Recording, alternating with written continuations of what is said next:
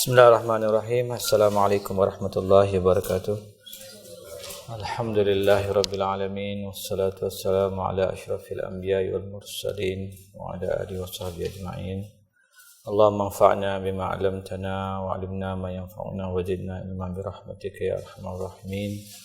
Allahumma aftah 'alaina futuhal 'arifin warzuqna fahman nabiyyin wa ilhamal malaikatil muqarrabin. والحفظ المرسلين برحمتك يا أرحم الراحمين. اللهم صل وسلم وبارك على سيدنا محمد الفاتح لما أغلق والخاتم لما سبق ناصر الحق بالحق والهادي إلى صراطك المستقيم وعلى آله وصحبه حق قدره ومقداره العظيم. الحمد لله.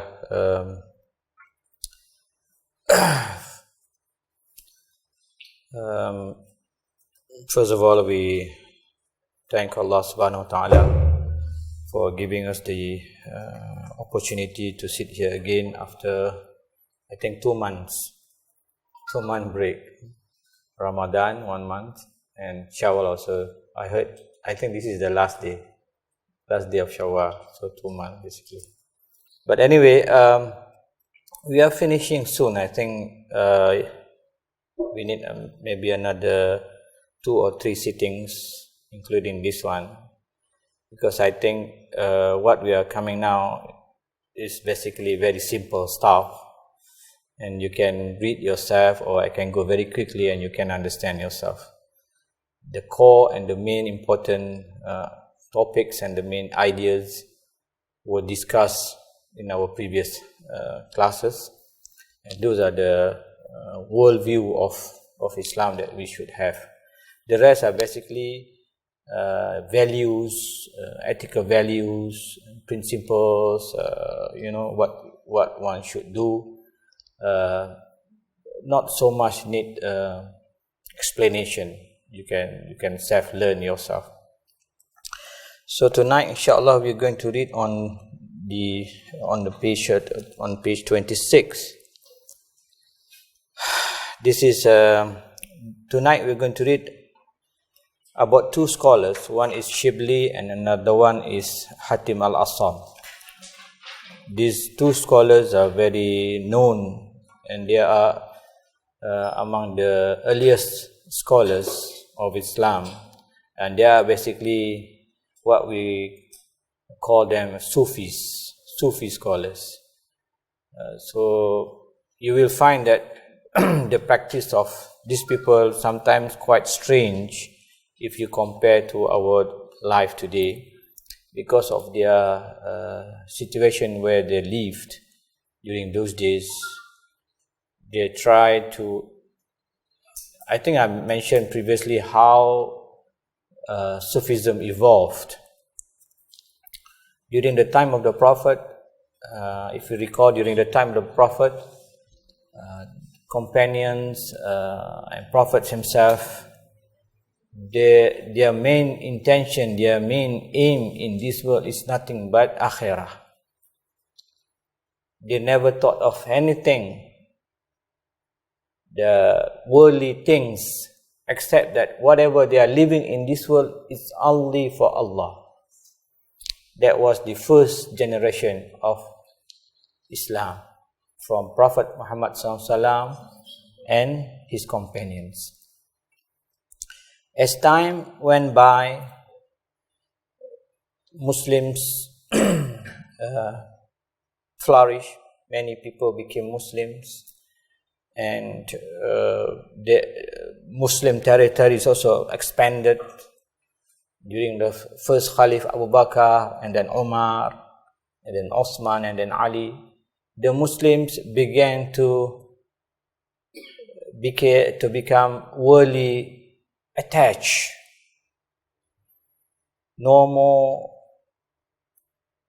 focusing on akhirah, but rather becoming obsessed with the world.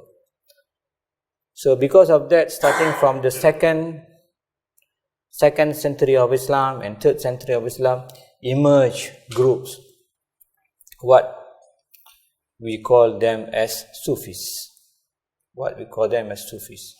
So their approach was to detach themselves from these worldly affairs, and they become too extreme to the extent that they were known as ascetic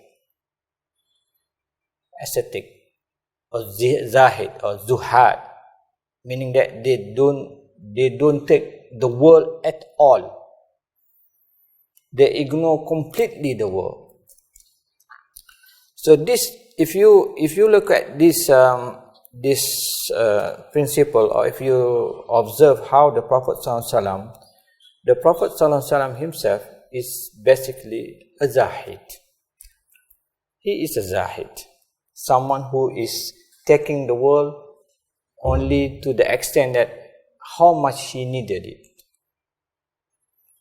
You remember how the Prophet, when he woke up in the morning and he asked his wife, "Do we have anything to eat?" And the wife said, "Ya Rasulullah, we don't have anything to eat. Then I'll fast." You see, you can imagine a house of the Prophet without food. So he lived in a situation where we cannot imagine now that someone could survive in that kind of situation. Extreme poverty, you can say like that if you want to say extreme poverty, but he's not poverty. You know, when you talk about poverty, when you talk about poor is someone who is unable to have what they need. But the Prophet is not someone who is unable to have. He can have, but he doesn't want to have. You understand this? The difference between someone who is poor, someone who is zahid, and someone who is poor. Someone who is poor, he cannot have it. He cannot have food, he cannot have wealth, he cannot have this. But for someone who is zahid, for someone who is ascetic, he can have, but he prefer not to have. So this is the difference. So it is not right for someone to say the Prophet ﷺ live in a poor life. He's not poor, because he could have. Even he asked his wife, "If you wanted me to change these mountains to become gold, I could do that. I could ask Allah SWT and just change this to become gold. But you can have all the mountains as gold, but you don't have me. You want that? Choose either one." You see, this is kind of ascetic, this kind of zahid. And we have these scholars like this. We have Shibli, we have Shaqi al-Balkhi, we have Ibrahim bin Adham, we have many people during the second generation of Islam. First of all, who is Shibli? Who is Shibli? Let me read first this one. Hukiya an Shibli rahimahullahu khadama arba'ami'ata ustazin wa qala qara'tu arba'ata alaf hadithin ثم اخترت منها حديثا واحدا وعملت به وخليت ما سواه لأني تأملته فوجدته خلاصي ونجاتي فيه وكان علم الأولين والآخرين كله مندرجا فيه فاكتفيت به وذلك أن رسول الله صلى الله عليه وسلم قال لبعض أصحابه اعمل دنياك بقدر مقامك فيها واعمل لآخرتك بقدر بقائك فيها واعمل لله بقدر حاجتك إليه واعمل للنار بقدر صبرك عليها. Okay, this is the first topic that we're going to discuss. It is related that Shibli, may God, Allah SWT be merciful to him, served 400 masters. And he said, I studied 4,000 traditions. Traditions here mean hadith, prophetic traditions. Then I chose a single tradition out of them and acted in accordance with it, giving up the rest. For I meditated on it and I found my deliverance and salvation in it. The knowledge of the ancients and the moderns being all included in it. I contented myself with it, and it is that the Messenger of Allah SWT said, to one of his companions, work for your terrestrial life. Terrestrial life means worldly life, this worldly life, in proportion to your stay in it, and work for your afterlife in proportion to your stay in it. No, to your eternity in it. Work for God in proportion to your need for Him, and work for the fire in proportion to your ability to endure it. So this is what Shibli advised. So first of all, who is Shibli? We have to know who is Shibli talking about, and who is he? Why Imam Ghazali included him in this text? Okay, Shibli was a disciple of Imam Junaid al-Baghdadi. Shibli was a disciple of Imam Junaid al-Baghdadi. He lived, or he died sometime in 946, meaning that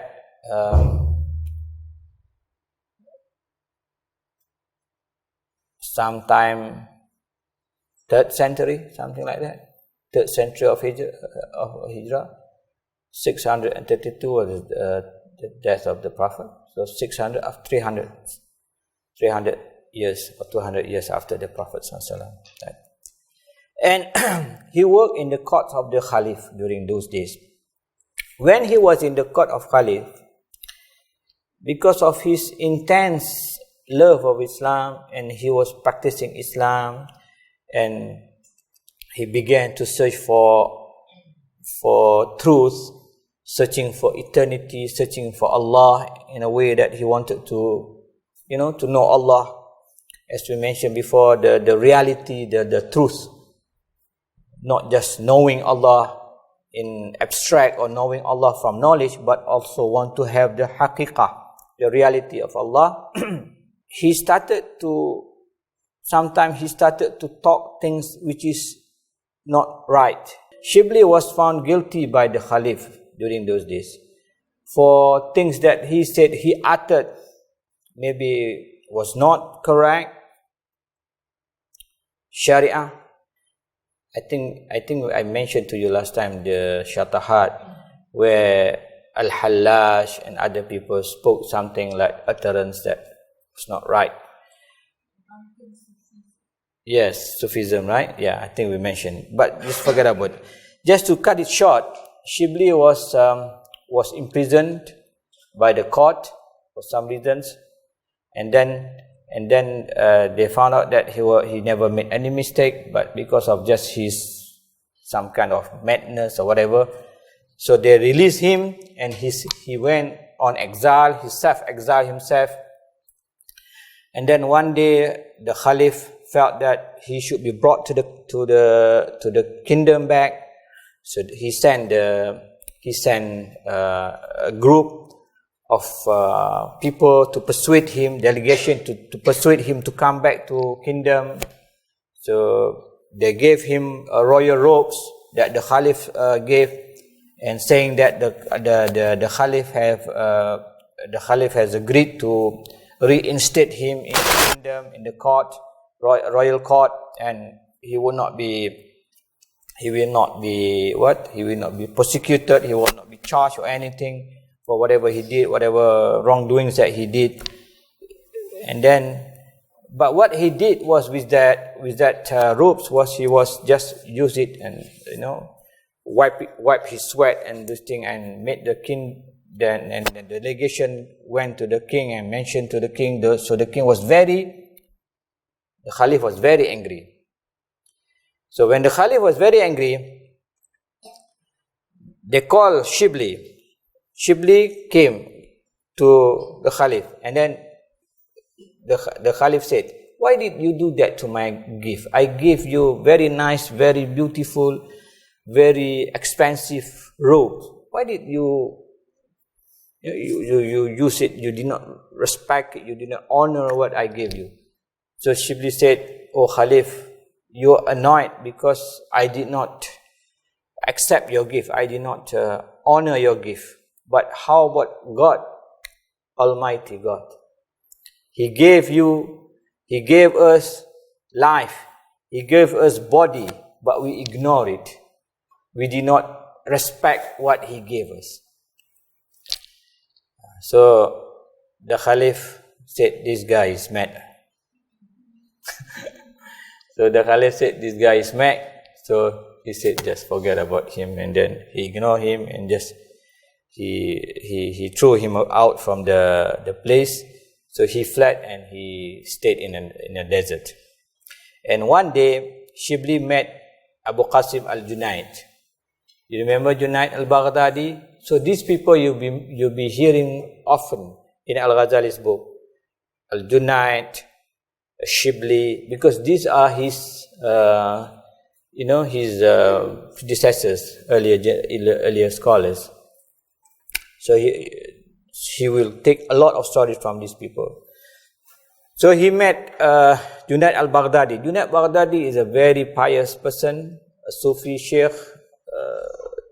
So when he met al-Baghdadi, he said, Imam Junaid, he said, oh Imam, you are great scholar. Please, you have the jewel, you have the knowledge. Please help me. I want to be your student. But during those days, it's not like today. You want to be a student of a sheikh, it's very easy now. Something you can just be, by a phone call, you can be a sheikh. You can get the bay'ah, for the certain tariqah. Get a phone call and then she said, okay, come, bay'ah. But Junaid Baghdadi never gave him that easy way to be his murid. He said, you want to be a murid, you want to have a spiritual greatness, then you have to struggle to do that. He said, since you were previously in the court of Khalifa, you must have ego inside you. You imagine someone from the minister, working with the prime minister office. You have that kind of ego. So you must crush your ego. That's the first thing you have to do. So what did Imam Junaid said? You have to struggle and undergo several hardships in order to have this jewel. You have to do that. What you have to do? He said, now you go and trade salt in the market. Go and trade salt in the market for a year. For a year. So Shibli went to a market and he just sold the salt. Dua garam. He sold. After that, he was mocked. He was, last time you were the minister, you were this important person in the kingdom, in the Caliph court. Now you're selling this salt. So people rebuke him every day. People mock him, but he remained calm. After the end of the year, he went to see Imam Junaid al-Baghdadi. So he said, yes, I finished 1 year selling salt. What's next? Imam Junaid said, nothing much. It doesn't affect you so much. You still have that kind of ego. So he said, now you have to go and beg for food for a year in Baghdad. Go and beg for food for a year. You see, this thing, if we mention to today's people, they will argue all sorts of things, They will say, did the Prophet do that? The Prophet never did that. The Prophet never taught that. No. Or where is the hadith of doing this? But this is the methodology, this is the way the spiritual masters do in order to crush the ego. So, one thing that we have to remember in spiritual upliftment, what your masters ask you to do, is suitable for you. When he says you have to do this, you have to do this. Because he knows your weaknesses and he knows your strengths. So if he observes that you requires a certain activities, a certain zikir, a certain form of actions in order to crush the ego, then just prescribe that and follow that. Because that's why in Sufism they say medicine is not meant for everyone. You see, you cannot use paracetamol or Panadol to a child. You don't give paracetamol to a child. A baby, you don't give paracetamol. Don't give paracetamol to a child. It's a medicine, true indeed.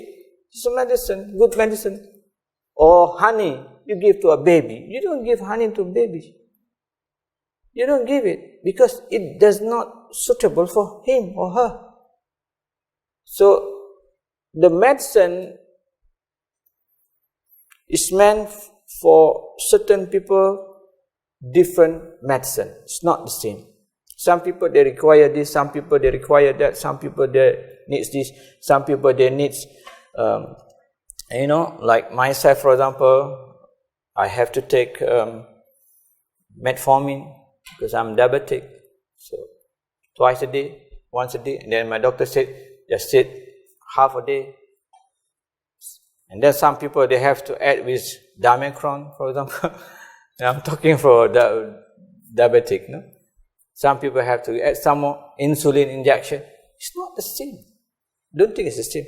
So Imam Junaid al-Baghdadi, he knows very well what this guy is spiritual, his inner self, his inner disease that needs to be cured.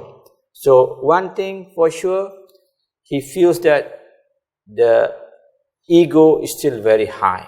So he needs to crush it very much.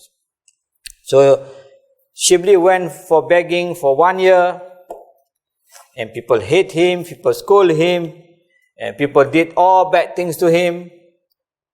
And then he came to see Imam Junaid again. So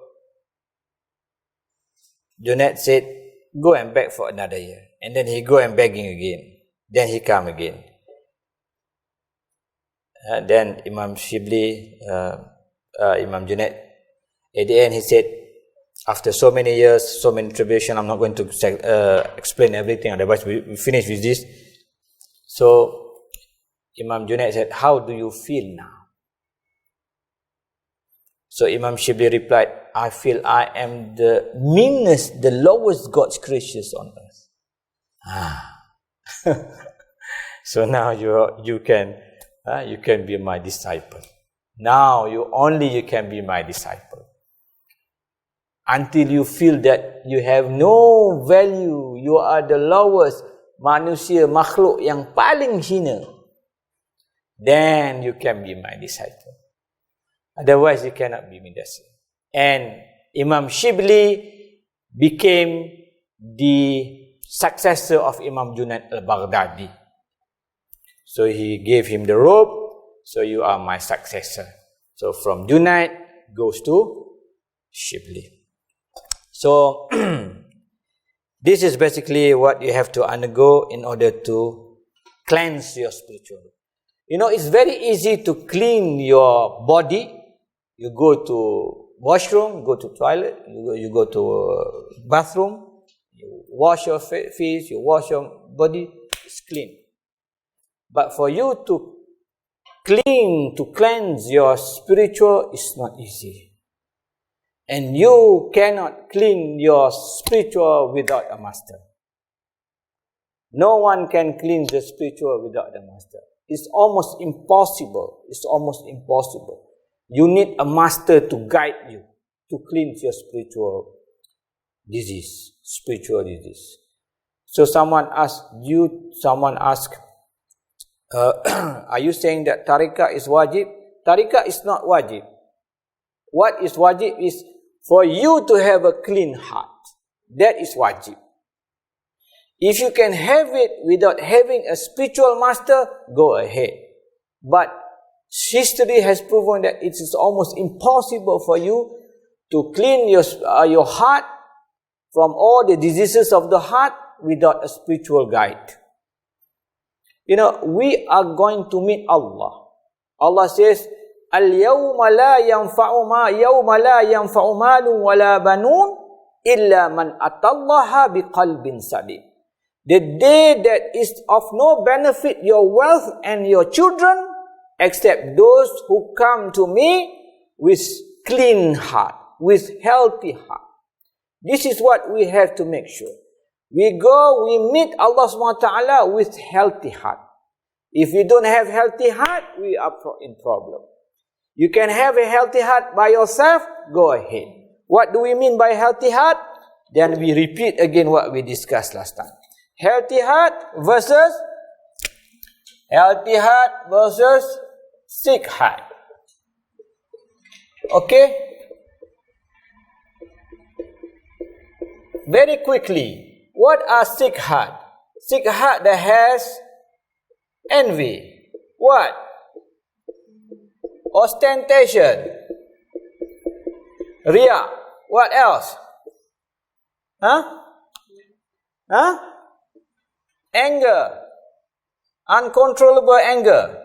Not anger for jihad. What else? Sorry? World. Love for the world. Love. There are many things that this is riya, showing off. Envy, hasad. This is hasad. Anger, ghadab. What else? There are so many things here. Hasad, dengki, riya, ujub, arrogant, sum'ah. Okay, sum'ah. I mean, you like to hear people praise you, meaning that you are not sincere, and so many things. There are so many things. These are the things that you have to remove before meeting Allah subhanahu wa ta'ala. You can go on and go on, list these things. There are so many things. Imam Ghazali mentioned in Ihya as the muhlikat, things that destroy your actions. This is muhlikat and munjiyat, things that destroy your actions, destroy your amal, destroy your deeds. Khalas. If you have hasad, khalas. Whatever you do, khalas. Finish. So we have to before we close our eyes, brothers and sisters, make sure all the diseases, this is called disease of the heart. Disease of the heart. Diseases, I'm not talking about your physical heart that have heart attack and all those kind of physical heart. I'm talking about disease of spiritual heart. Okay? So these are diseases of, you have many here. So this is where you need spiritual guide, because to clear all these things. So Imam Junaid accepted Shibli to become his student, and then he followed this, and then Alhamdulillah, khalas. We finish with that. We go to what he said. He said he studied under 400 teachers. How many teachers you have studied so far until your age now? Starting from your kindergarten, for example. Can you count them all? Reach 100? Not even 100. You see, he studied for 400 teachers. You can imagine. What does it mean? What does it show? It shows that he never wasted any time, except that whenever he heard a teacher in his town, he go and study. And he studied with so many teachers. There are pros and cons when you study with so many teachers, because you might study under wrong teachers. So that's very important. So you must make sure that you have one master teacher, and that master teacher can recommend you who are the teachers you can go and learn from. Especially during this age, this fitna age. Some teachers are graduated from Islam, so-called Islamic university and this and that, Middle East. But sometimes the teaching, the understandings are not the mainstream Islam. Mainstream Ahlul Sunnah wal Jama'ah. This is very important. Because deviant is not because you are not following Quran. Deviant because you are misunderstood Al-Quran. You must be careful. ISIS and the terrorist groups, they are not people who ignore Quran. If you look at their website, you read their magazines, you will notice that they use Qur'an as the argument to support what they do. But they have misunderstood the meanings of the Quran. Allah did say that, the Prophet did say that, but it was meant for a different context. So they applied that literal saying of the Prophet and Quranic verse into a different context. For example, Quran says, you kill whenever you find the kuffar. So they use that one. This is during the different time, during the war time. Allah SWT says that, or the Prophet says that. Many verses. So, and now even you said, I remember Shamsa Yusuf here remind me that Shamsa Yusuf said, even during the first extremists like Khawarij and other groups that emerged from Islam, all of them use Quran. All of them use Quran to support the arguments. So because of that, we have to be very careful. Don't think that just because he graduated from this university or that university, then his understanding is correct. You have to get the advice from your teachers, your masters, whether these people is okay or not, unless you know that their weak points or their wrong points. And then he said he studied 4,000 hadith. 4,000 hadith. And then he said he chose one of the hadiths. Okay, there is an argument whether this is a hadith or this is not a hadith. You know, it doesn't concern us so much. Even if it is not authentically from the Prophet ﷺ, but the meaning is beautiful. The meaning is correct. So he said that work for your worldly life in proportion to your stay in it, and work for your afterlife in proportion to your enmity in your eternity in it. Okay, brothers and sisters, how long will you live in this world? How long would you live in this world? The Prophet says, "A'maru ummati ma bayna sittin ila sab'in, wa aqallahum man yajuzu zalika aw kama qala." My age, the age of my people is between what? Between 60 and 70. Between 60 and 70.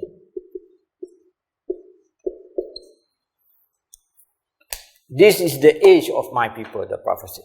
Only very few can exceed that, or maybe very few can below that. Majority will be around this age. And during this age now, I believe more people die early. Because of the junk food, because of cancer, because of that, because of this. And my friend, my colleague, many died already. I am 51, for your information. I'm not hiding my age. So, just last week, my friend died, 51. We were together at college because of cancer. And before that also. So, this is our age. So, I'm 51, so I have another 9 years. Or basically maybe 19. That's the age. My father died at 63. So my age will be more or less like that. So, Imam Ghazali died at the age of 55. Imam Ghazali died at the age of 55. When was that? 1. This is the year that he died. Or in Masih, in Hijrah is this year, 505. Where are we now?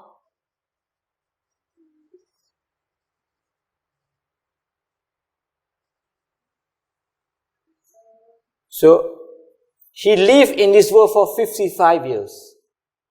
But he is in his grave now 900 years already. 1,000 years. Meaning that the life in this world is very short. You imagine that. He died almost 1,000 years already. 1,000 years. So you imagine, his life in his grave is more than his life in this world. Right? If you compare to the worldly life, of course the life in grave is different completely from our life. But we are talking about, if you compare in relation to the time of this world, his life in his grave is more than his life in this world. 55 to 1,000 years. So because of that, Imam Ghazali says, Al-Shibli says, work for your terrestrial life in proportion to your stay in it. So if you work for this 70 years of old of age, how serious are you with this work? You have 24 hours a day. Are you going to spend 8 hours, 9 hours for this world or what? For sure you are not going to do that. You are going to spend more time for Allah SWT, because you know that your afterlife is eternity. You're going to live eternity. You're going to live for eternal in the hereafter. There is no more death after that. Of course, we will spend most of it. So because of that, what should we do? What we should do? What we should do is, we should make sure that 24 hours of our life is full of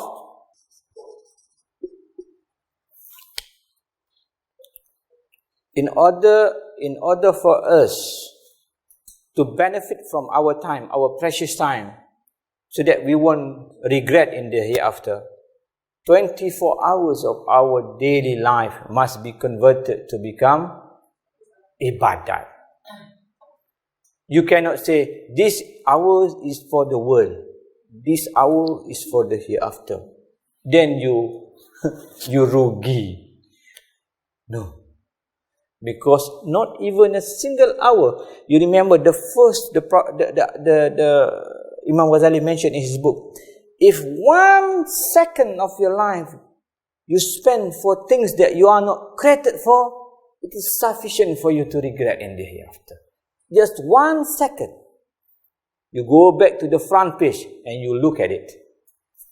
If you spend just 1 second of your life for things that you are not created for, which is ibadah, then it is sufficient for you to regret in the hereafter. So every single life, you must make sure in the form of ibadah. Ibadah doesn't mean that you are praying all the time, no. But whenever you do it, you must have the intention.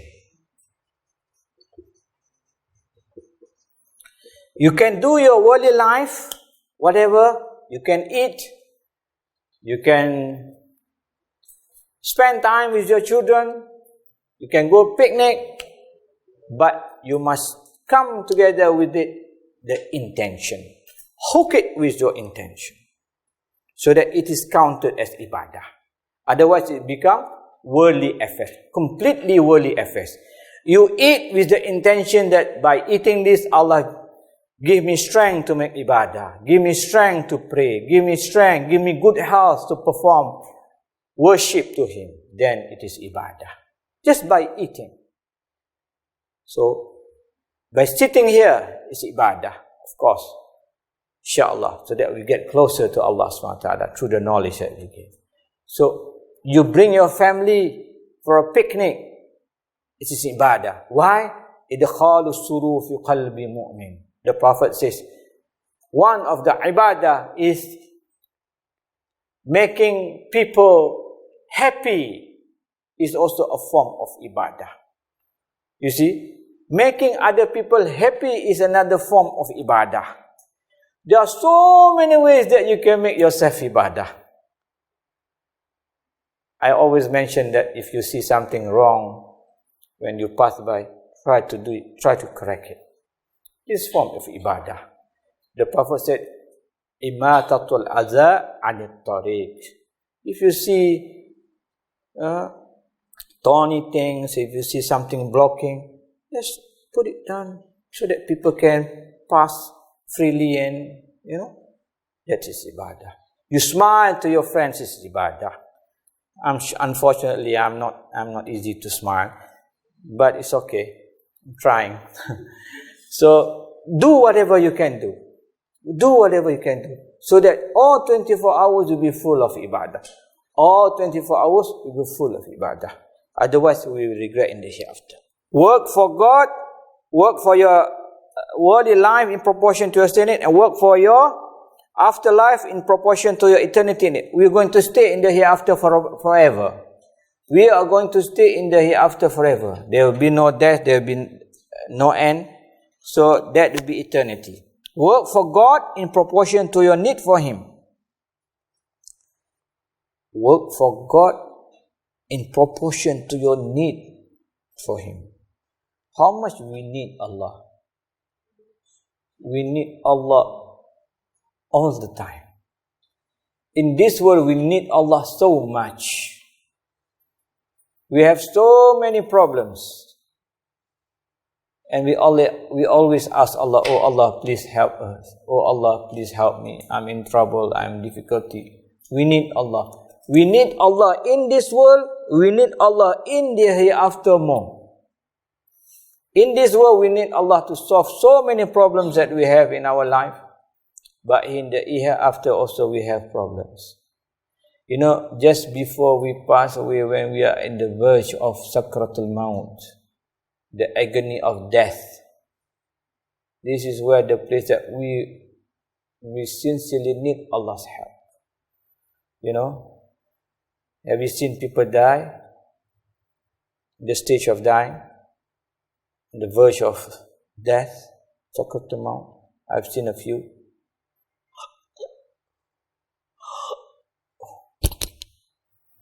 So painful, you know. So painful.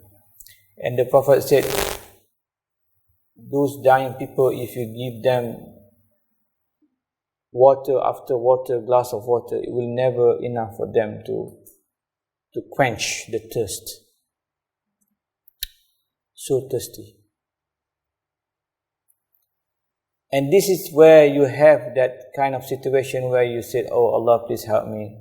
The Prophet said, oh Allah, please help me during Sakratul Maut. The Prophet himself dipped his fingers inside a bowl of water and wiped his face. Oh Allah, please help me with this Sakratul Maut. See? And you need Allah during that stage. That you, for sure, we all need Allah's help during Sakratul Maut. You have all sorts of trials from Iblis came, you know, imitating your father, your late mother. Oh, come and become Jew, become Christian. This is the true religion, Islam is wrong. Oh, that tribulation, that trial is so enormous that without Allah helps them, people could stay away. May Allah help us during Sakratul Maut, insyaAllah. And may Allah SWT is Allahumma hawin alayna fi sakratul maut. And after death, then we go to barzakh as well. You go to barzakh. You imagine you are in the grave, alone, lonely, no electricity, no light. You imagine yourself. How? Even we go to we go in jungle and the dark also we are afraid, right? You imagine that you go inside there alone. So what will help you? Allah will help you. So ask for Allah helps. So meaning that we need Allah helps all the time. We need Allah helps all the time. And work for the fire in proportion to your ability to endure it. This is what Imam Shibli said. Work for the fire in proportion to your ability to endure it. Do you think that we can bear with the fire of the world? Get a torchlight and try to put your skin closer to that. Do you think that you can bear with that? Hellfire is 69 more than the world fire. 69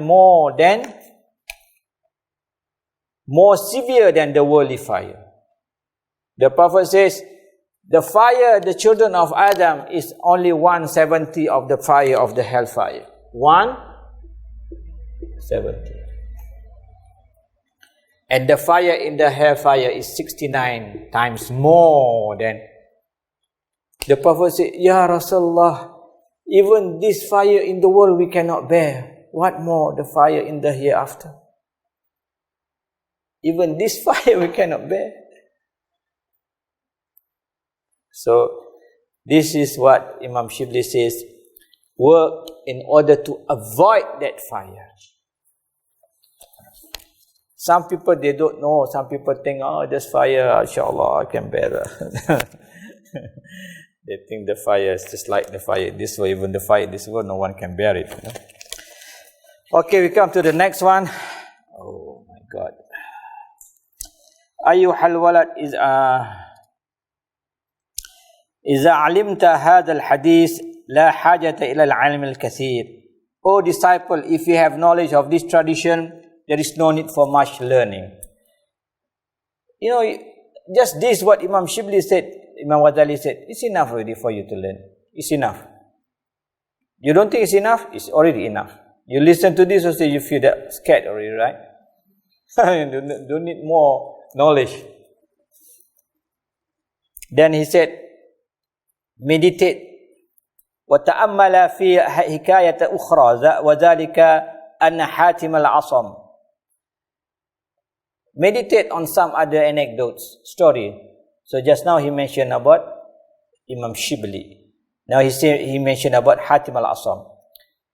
كان من أصحاب الشقيق البلخي. He is disciple of Shaqiq al-Balkhi, rahimahullah ta'ala, alayhima. Imam Hatim al-Asam, before I go, Imam Hatim al-Asam is the student of Shaqiq al-Balkhi. He's also another scholar during those days, 800 Masihi or 100, 200 Hijri. And he is also a very pious person.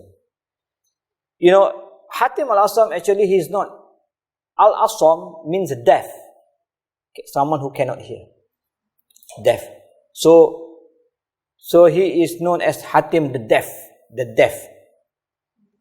Hatim the deaf. Hatim al-Asam. Al-Asam is, you know, someone who cannot hear. Summum bukum. You remember the Quran? Summum bukumum mu'amiyum. He cannot hear. So Hatim al-Asam is someone who is deaf. Why? It's not that he could not hear. No. He's just pretending that he could not hear. Because there was a very interesting story. I don't know whether you have heard it or not. There was a time when a woman came to see him and asked him a question.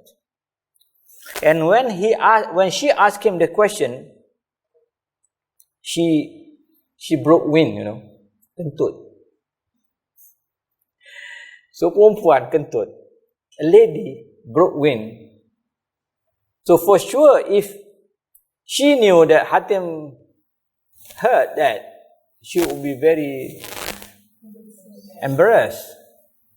So what Hatim did, in order to save the lady's, you know, pride and image, he pretended to be deaf. So what he did? He said, "Could you speak louder, please? I could not hear. What was your question? Could you please louder?" So suddenly he became deaf. For 15 years, he was deaf until the lady died. When the lady died, then he came back from, you know, so that she would not feel embarrassed until she died. You could imagine someone during those days willing to be deaf, willing to pretend that for 15 years. See? This is the people of paradise, you know. This is people of paradise for 15 years. And because of that, Hatim, these pious people, he has so many karamat. One of the karamat was that one day he prayed, "Oh Allah, please forgive," in his congregation, his preaching place. "Oh Allah, please forgive whoever present in the majlis. Please, Ya Allah, forgive. Even those who have made gravest mistake, boldest sinner, please forgive him." So among the crowd, there was a man. His business is rob the dead's body, the winding sheets, kain kapan tu.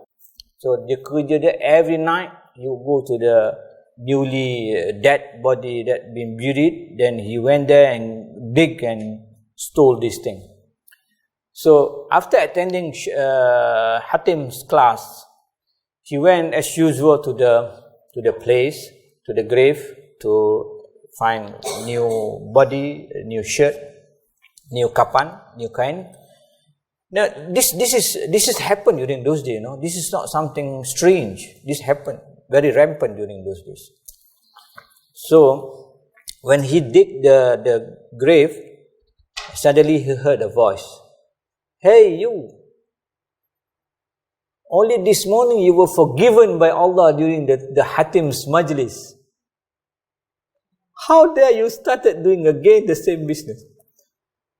Though from nowhere the voice came. So that guy went immediately to see Hatim and seek forgiveness and repented, and this is one of the karamah of Hatim Al-Asam. And there are many karamah. Perhaps I can share you one more here. And Hatim Al-Asam, he never get angry. According to his murid, the murid said, Hatim Al-Asam never got angry except at one occasion. When was that? There was one guy who were complaining about someone that took his food without paying him. So he said, just ignore him. Imam Hatim said, just ignore him. Just give sadaqah for him. He said, no, I won't. I won't forgive him. He took my food for 1 year and he never paid it. He said, just forget about it. Just consider sadaqah for him. Just forget about it. He said, no. So Imam Hatim said, he threw his robe, his cloak, take how much you want. Suddenly, gold coins and gold appeared. Take as much as you want to repay what the cost of that guy. Not more, not even single more. Take how much cost. So that guy counted, took, and suddenly he said, Imam Hatim warned him, if you took one more, then what do you deserve? Your hand will be wrinkled. So he started to become, tamak, greedy. So he wanted to take more than what he's supposed to take. Then his hand became wrinkled. So this is the karamah of Imam Hatim Al-Asam. There are many karamah. I don't want to go there. We have 5 minutes more left.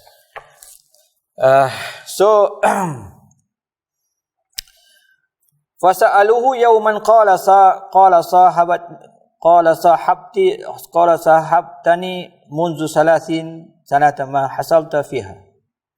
قال حصلت 8 فوائد من العلم وهي تكفيني منه لأني أرجو خلاصي ونجاتي فيها. فقال شقي ما هي؟ قال حاتم الأصم.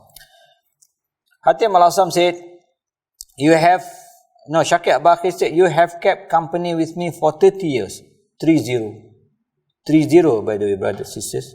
30, not 3 days, not 3 years. You think that we can come to this place for 30 years?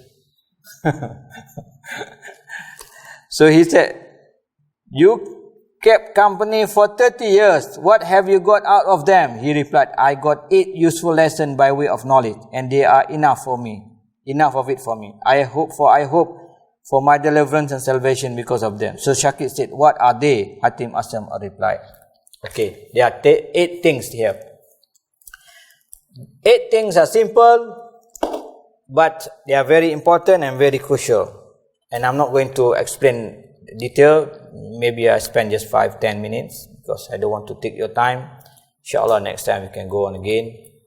So first is he said, I just take the point. Okay, the first point is you must know who is your real lover. Why? Because Imam Hatim said, I observe people take wealth as their love. I think I should read this also. Do you think we should read this? Okay, because some of you don't have the book, right?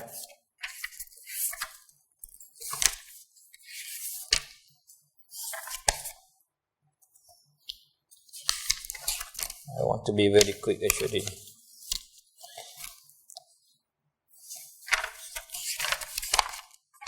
Where is it?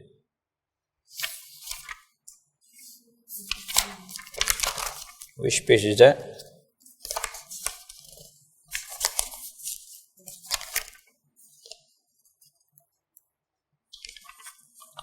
Which page is that? Come again? I lost this one. Sorry? 38? 28, sorry. Okay, I read it. The first useful lesson is that I observed mankind and saw that everyone had an object of love and of infatuation, which he loved and which he infatuated. Some of what was loved accompanied him up to the sickness of death, and some even up to the graveside. Then all went back and left him solitary and alone. Not one of them entered his grave with him. So I pondered and I said, the best of what one loves is what will enter one's grave and be a friend to one in it. And I found it to be nothing but good deeds. So I took them as the object of my love, to be a light for me in my grave, to be a friend to me in it, and not leave me all alone. So what is the first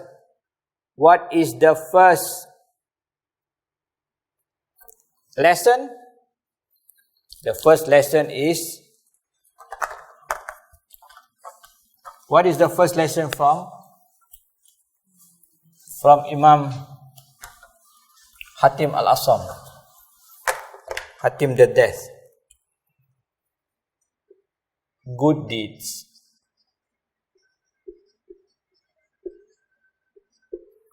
Your wife, your husband, your cars, your Mercedes, your whatever, will follow you only for a while and then leave you alone, except your good deeds will follow you until your grave. And there is a hadith that Allah SWT also will make for those who read, for example, Surah Al-Mulk and other Surah Al-Kafi, something that Allah will help also during the grave. The second useful lesson is that I saw mankind being guided by their pleasure and hurrying to what their ego desired, so I meditated on Allah, on His saying. But as for him, he feared the station of his Lord and kept the soul back from vain pleasures. The garden is his abode. I was certain that the Quran is genuine truth, so I hurried to what my ego was supposed to, and I set to work combating it and restraining it from pleasures until it was satisfied with obedience to God and gratified the exalted and give up. This is your what? Your vain pleasures.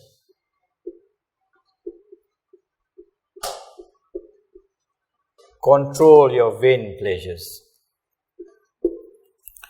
Third, I saw every individual in mankind exerting himself in accumulating the ephemeral things of the world, then clutching at them, laying hold on them, and I meditated on his saying, the exalted, what is your possession dwindles, and what is in God's possession is eternal.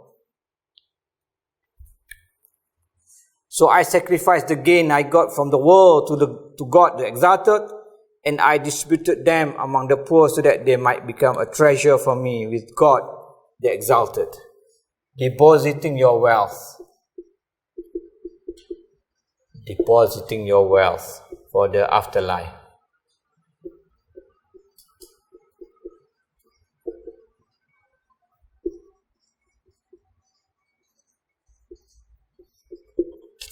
The fourth, I saw that some of mankind believed that their nobility standing to be in the size of their nations and tribe, so they were conceited because of them. Others had the opinion that it lay in the wealth of their possessions and the numerous of sons, so they were proud of them. Some reckoned nobility and standing lay in forcibly acquiring the property of man and tyrannizing them and spilling their blood. A group held that it consisted in wasting money, spending it lavishly and squandering it. I meditated on his saying, the noblest of you in the view of God is the most God conscious of you. So I chose God conscious. Okay? You have seen this, right? Those who are spending lavishly, those that. You are seeing them now in front of you every day. Look at your Facebook and you find those people are showing off. Right?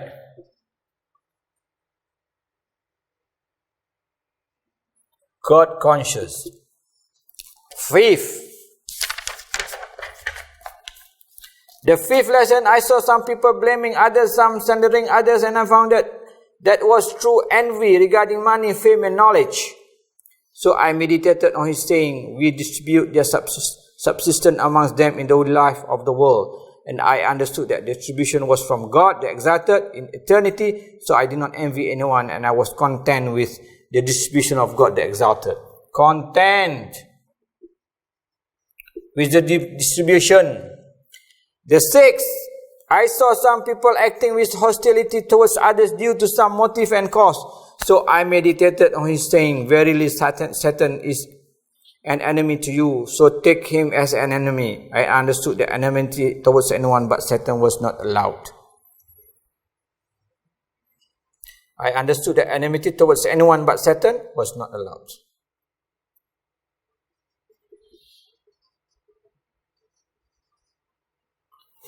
Enmity caused by Satan. Okay? The seventh useful lesson that I saw everyone striving in earnest and working intensely in quest of their food and livelihood to the point that they thereby fell into what was dubious and banned, degrading themselves and lowering their worth. So I meditated on his statement, the Exalted, no beast is on earth without its provision depending on God. And I understood that my provision depended on God, the Exalted, and that he had guaranteed it. So I occupied myself with worshipping him and severed my hope from other than him. Provision is guaranteed. Last one, the eighth useful lesson is that I saw everyone relying on something created, some on the dinar and dirham, some on wealth and property, some on their business and trade, and others on some similar created things. So I meditated on his statement. And those who relies upon God, he is his sufficiency. Verily God brings his command to pass. God has made a portion for everything. So I relied on God, and he is my sufficiency and most excellent trustee. So this is reliance. So this is basically what Imam Hatim Al-Assam's advice that we have to follow. This one we have to follow. This is what we call in Arabic, we call it Amal. I put Arabic in brackets so that we can remember. What are the 8 things? The one is Amal. What is vain pleasure? This is nafs or ego. Depositing your wealth for afterlife is called sadaqah. God conscious is what? Taqwa. Content is what? Qana' or shukr. Can have both. Enmity, Satan. This is, just put it Satan here. Provision is what? Rizq. Reliance is what? Tawakkul. So these are basically what Imam Hatim Al-Asam in brief advised us to follow, things that he benefited, and may Allah SWT help us also to be like him by doing all those things. There are so many things I want to talk again, but I don't want to prolong your time, and I believe you have also questions, and we can spend a few more minutes on answering your questions. Perhaps I can also elaborate on things that you might not clear to your mind, inshallah. So with that, wallahu a'lam, aqulu qawli hadha wa astaghfirullah al-azim lakum. Assalamu alaikum wa rahmatullahi wa barakatuh.